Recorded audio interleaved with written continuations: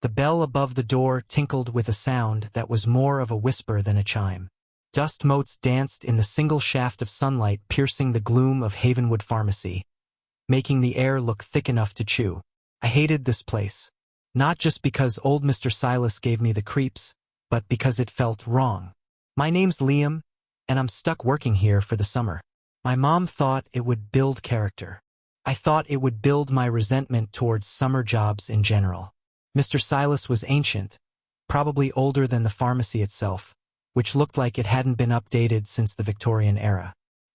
He was all stooped shoulders and watery eyes magnified by thick glasses, and he smelled perpetually of mothballs and something vaguely medicinal that made my stomach churn. "Afternoon, Liam," he croaked, his voice like dry leaves skittering across pavement. He always materialized from the back room, as if summoned by the bell. "Hey, Mr. Silas," I mumbled, already dreading the hours ahead. The pharmacy was never busy. Havenwood itself was a dying town, its glory days long past. Most of the customers were elderly, shuffling in for their prescriptions and leaving with a mumbled thanks and a wary glance at Mr. Silas.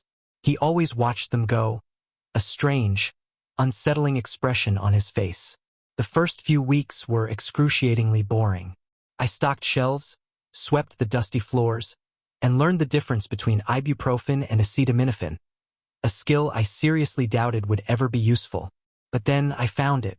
It was in the back room, a chaotic jumble of boxes, forgotten supplies, and cobwebs thicker than cotton candy.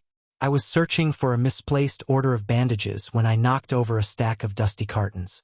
Underneath, hidden in the shadows, was a wooden box.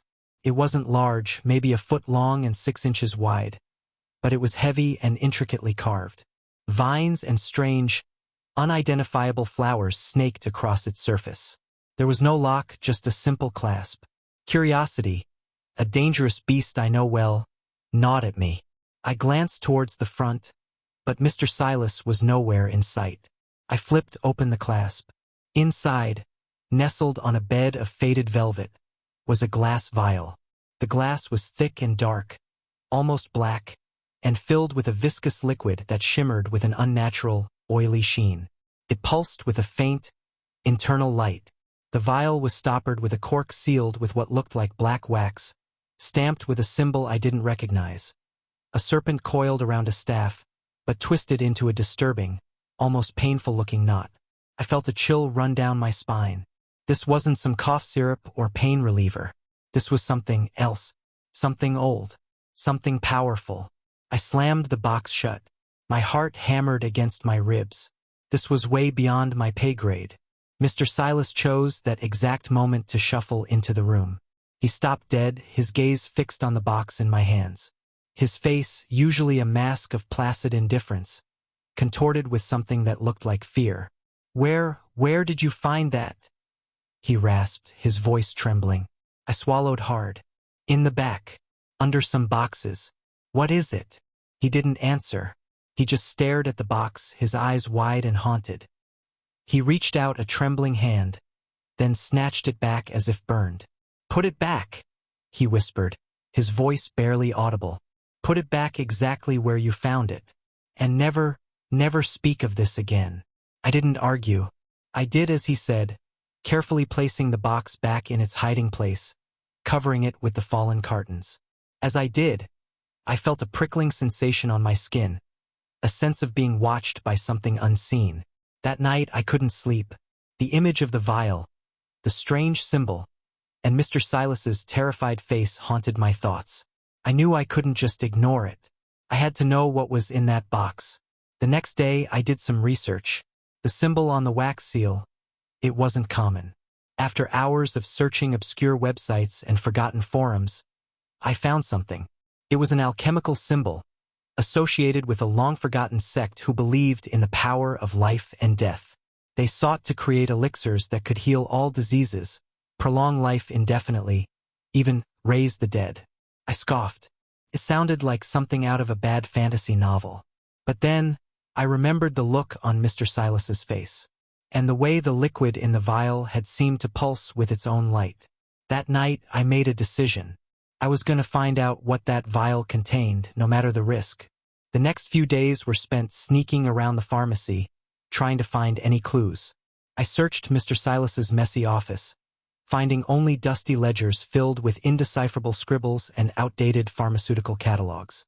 I even tried to subtly question him, but he just clammed up, his eyes darting nervously around the room.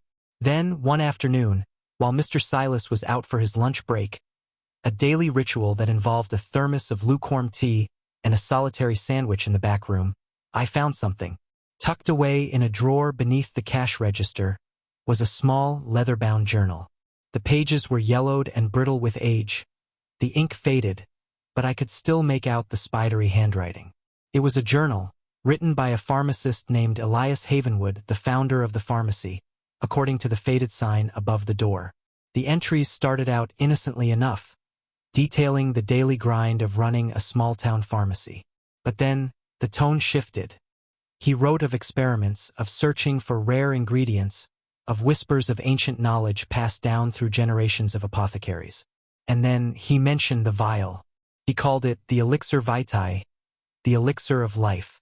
He wrote of its potential to cure any ailment, to grant immortality. But he also wrote of the terrible price it demanded, of the sacrifices required to create it, of the darkness it unleashed. The last entry was chilling. Elias Havenwood wrote of a growing madness, of being haunted by visions, of feeling a presence lurking in the shadows of the pharmacy. He ended with a desperate plea: destroy it, before it destroys you. I slammed the journal shut, my hands trembling. This was no longer just about curiosity. This was about something dangerous, something evil. I knew what I had to do. I had to destroy the vial. That night, armed with a hammer and a healthy dose of fear, I snuck back into the pharmacy. The place was even creepier in the darkness, the shadows stretching and twisting like living things. The air was thick with the smell of dust and something else, something metallic and faintly rotten. I made my way to the back room, my heart pounding in my chest. I pulled the box out from its hiding place. The vial inside seemed to glow even brighter in the darkness, casting an eerie green light. As I raised the hammer, ready to smash the vial to pieces, I heard a sound. A soft, shuffling sound. Mr. Silas. He stood in the doorway, his eyes burning with an unnatural intensity. He was no longer the frail, stooped old man I knew. He stood erect, his face flushed, his eyes filled with a terrifying hunger. "You shouldn't have done that," he said, his voice a low growl. "You shouldn't have interfered." He lunged at me, his hand outstretched, his fingers gnarled like twisted branches. I stumbled back, dropping the hammer. It clattered uselessly on the floor. He grabbed my arm, his grip surprisingly strong. "I need it," he hissed. "I need it to finish what Elias started." I struggled against him, but he was too strong. He dragged me towards the vial, his eyes fixed on the glowing liquid. "I'm so close," he muttered. "So close to achieving immortality." He reached for the vial, his fingers trembling. I knew I had to do something, anything, to stop him. I kicked out, connecting with his shin. He grunted and stumbled back, releasing my arm. I scrambled to my feet, grabbing the hammer. "Stay away from me," I yelled, my voice shaking. He just laughed, a dry, rasping sound that sent shivers down my spine.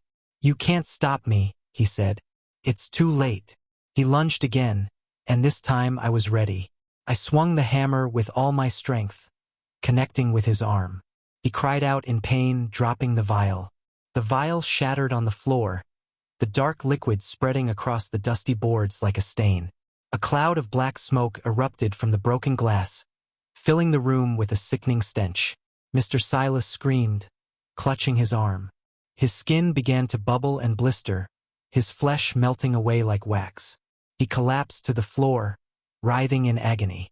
I watched in horror as his body disintegrated, turning into a pile of ash and dust. The black smoke swirled around the room, then slowly dissipated, leaving behind only the shattered glass and the lingering smell of rot. I stood there, frozen in fear, unsure of what I had just witnessed. Had I killed him? Had the elixir killed him? Or had something else entirely taken him? I didn't know, and I didn't want to find out. I ran. I ran out of the pharmacy, out of Havenwood, and I didn't stop running until I reached the highway. I never went back. I still have nightmares about the pharmacy, about Mr. Silas, about the vial and its dark, shimmering liquid.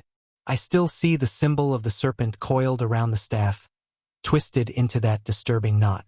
I don't know what happened to Havenwood Pharmacy. I don't know if anyone ever found the ashes of Mr. Silas. I don't know if the town is still there. But I do know one thing. Some secrets are best left buried.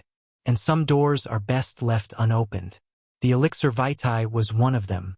And I paid the price for looking.